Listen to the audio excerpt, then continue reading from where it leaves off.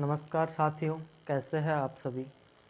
आशा करता हूं आप अच्छे होंगे, मस्त होंगे, स्वस्थ होंगे और अपनी बोर्ड एग्ज़ाम्स की प्रिपरेशन में अच्छे से संलग्न होंगे।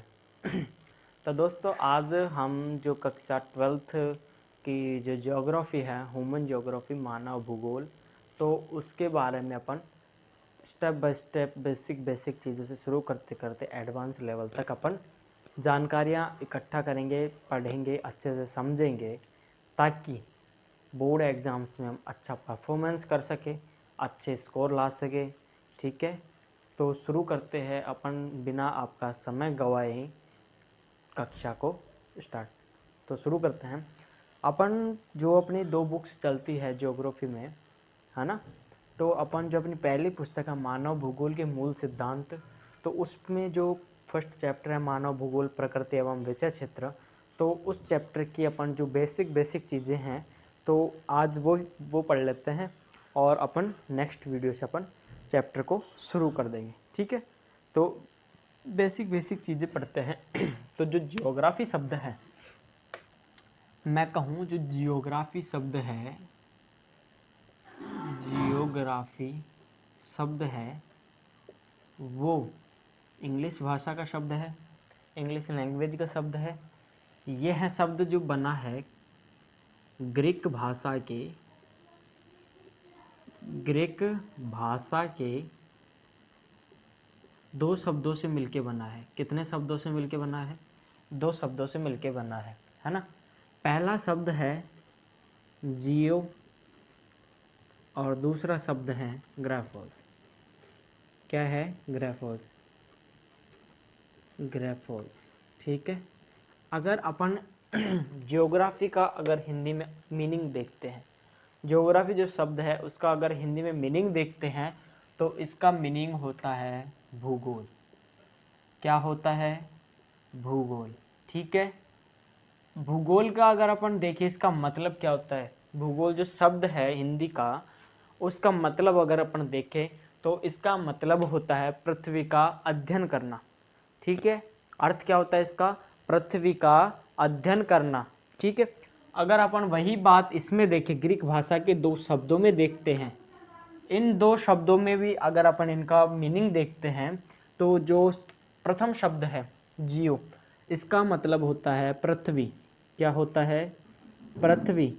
ठीक है, और जो सेकंड अपना वर्ड है ग्राफोस, इसका अर्थ होता है वर्णन करना। क्या होता है? वर्णन करना। ठीक है, इसका कंप्लीट अपन अगर इसको कंबाइन करके देखते हैं तो इसका अर्थ क्या बनेगा? पृथ्वी का वर्णन करना। ठीक है, आगे बात करते हैं। जो ये अपना भूगोल शब्द है, जो ये भूगोल शब्द है, इस शब्द का सर्वप्रथम प्रयोग किसने किया था? ठीक है, इसकी बात करते हैं। जो ये भूगोल शब्द है, इसका सर्वप्रथम प्रयोग किसने किया था? तो उस विद्वान का नाम था, जो कि एक यूनानी विद्वान था, यूनानी दार्शनिक था, उसका नाम था इरेटोस्थनीज। क्या नाम था उसका? इरेटोस्थनीज।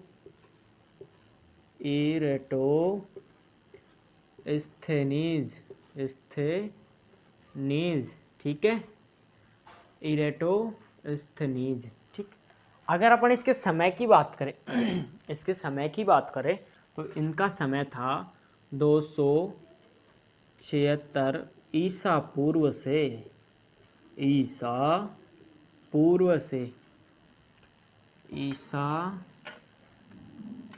पूर्व से 194 ईसा पूर्व। ठीक है, इतना क्लियर। आगे देखते हैं। जो ये विद्वान है, इन्हें क्या कहा जाता है? भूगोल का जनक, अर्थात भूगोल का पिता, क्योंकि इन्होंने ही सर्वप्रथम भूगोल शब्द का प्रयोग किया था। ठीक है, आगे अगर एक और देखें अपन बेसिक सी जानकारी, आधुनिक भूगोल का जनक किसे कहा जाता है? कंफ्यूजन पैदा करने वाला सवाल। आधुनिक भूगोल का जनक, आधुनिक भूगोल का जनक किसे कहा जाता है? तो वो आ जाते हैं अपने जर्मनी के विद्वान है एक भूगोलवेता, फ्रेडरिक रेटजल। फ्रेडरिक रेटजेल, जिन्होंने मानव भूगोल की परिभाषा दी थी। ठीक है, फेमस भूगोलवेत्ता है ये। अब जैसे अपन इसके आगे अगर बात करें, है ना, आगे बात करें और क्या बेसिक चीज़ें हैं, वैसे नॉर्मल चीज़ें हैं, समझने वाली चीज़ें हैं, याद करने वाली चीज़ें, इसमें कोई ज़्यादा कोई भारी है नहीं, कोई जैसे सवाल वगैरह जो समझने में डाउट हो, उसमें कोई फार्मूला लगे, है ना, तो ये चीज़ें ज़्यादा हार्ड नहीं है, बेसिक चीज़ें जो आपको थोड़ा ध्यान रखना है। अगर भूगोल का जनक पूछे इराटोस्थनीज हो जाएगा, अगर आधुनिक भूगोल का जनक पूछे तो फ्रेडरिक रेटजेल। इन्होंने एक पुस्तक भी लिखी थी, जिस पुस्तक का नाम है, पुस्तक का नाम अगर अपन देखें तो ये है एंथ्रोपोजियोग्राफी। क्या है? एंथ्रोपोजियोग्राफी, ये इनकी क्या है? पुस्तक है, एंथ्रोपोजियोग्राफी। ठीक है, ये आपको याद रखना है। ठीक, अब क्या होता है कि 24 नवंबर 1859 को एक बुक प्रकाशित होती है जिसका नाम था प्रजातियों की उत्पत्ति। क्या नाम था उसका? प्रजातियों की उत्पत्ति। उसका प्रकाशन करने वाले विद्वान की अगर अपन बात करें तो वो विद्वान कौन था? Charles Darwin. कौन था? 24 नवंबर 1859। ठीक, ये डेट याद रखना आप। इसको एक पुस्तक का प्रकाशन होता है, प्रकाशन होता है एक पुस्तक का। ठीक है, पुस्तक का नाम क्या है? प्रजातियों की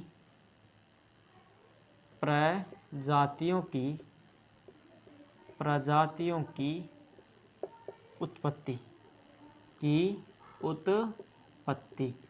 ठीक है, ओरिजिन ऑफ स्पीसीज, है ना। इसका प्रकाशन करने वाले विद्वान थे चार्ल्स डार्विन। क्या थे? चार्ल्स डार्विन, जिसने इस पुस्तक में क्या किया हुआ था? इन्होंने मानव भूगोल का विस्तृत अध्ययन, गहन रूप से अध्ययन किया हुआ था। विस्तृत अध्ययन किया हुआ था, अध्ययन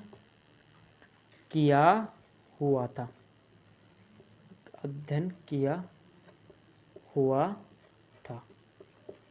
ठीक है, विद्वान ने देख लिया। चार्ल्स जो डार्विन था, इन्होंने एक पुस्तक की प्रकाशन करवाया, ओरिजिन ऑफ स्पीसीज। उसका अगर बात करें हिंदी में तो प्रजातियों की उत्पत्ति पुस्तक का नाम था, 24 नवंबर 1859 को। जिसमें उन्होंने क्या दर्शाया था, उन्होंने किस चीज़ के बारे में अध्ययन किया था? उन्होंने अध्ययन कर रखा था जो मानव भूगोल है, मानव भूगोल का विस्तृत गहन रूप से, बिल्कुल बारीकी से उसने अध्ययन किया हुआ था इसमें, है ना। अगर अपन आगे देखें तो जैसे अपनी पृथ्वी है, आप सोच रहे होंगे कि सर भूगोल में भी आपने पार्ट कर दिए मानव भूगोल, है ना।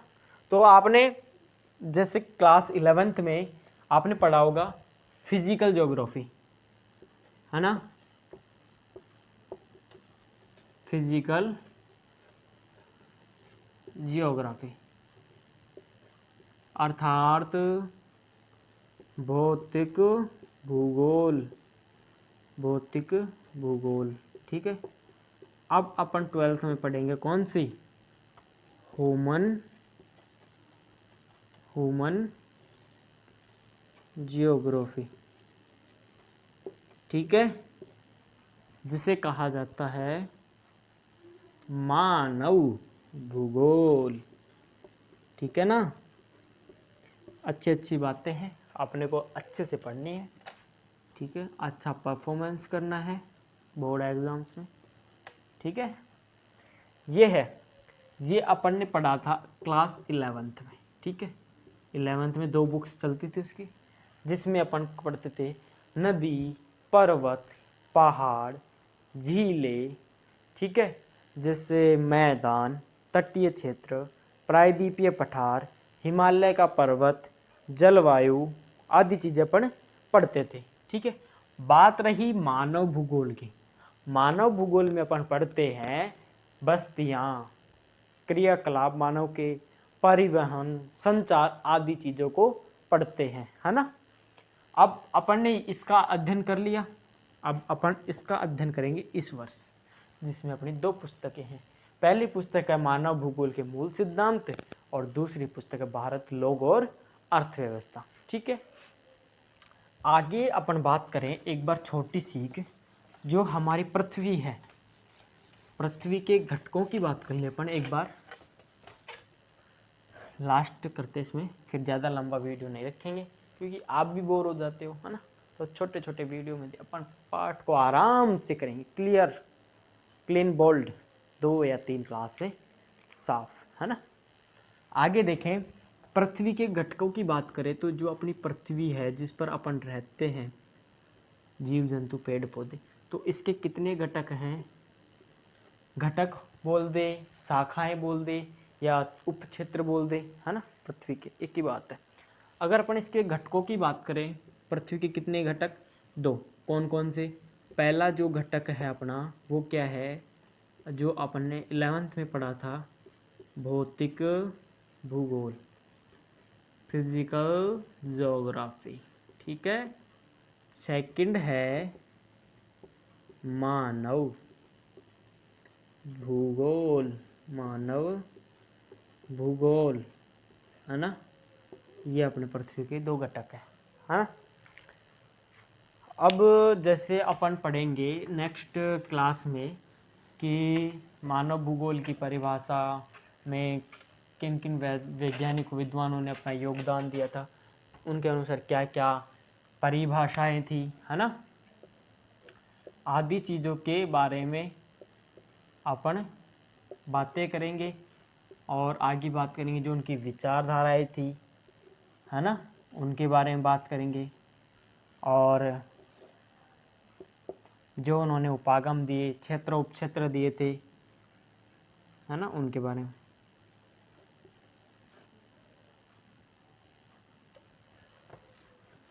है ना, आज के लिए इतना ही काफ़ी है। कमेंट में ज़रूर बताना आपको नॉलेज जो जानकारी थी वो कैसी लगी। अब अपन धीरे धीरे प्रत्येक चैप्टर को कंप्लीट करेंगे, उसके बाद में अपन एक क्वेश्चन सीरीज भी चलाएंगे, आपको नोट्स वगैरह भी प्रोवाइड करवाए जाएंगे, उसकी सूचना भी आपको जल्द मिल जाएगी।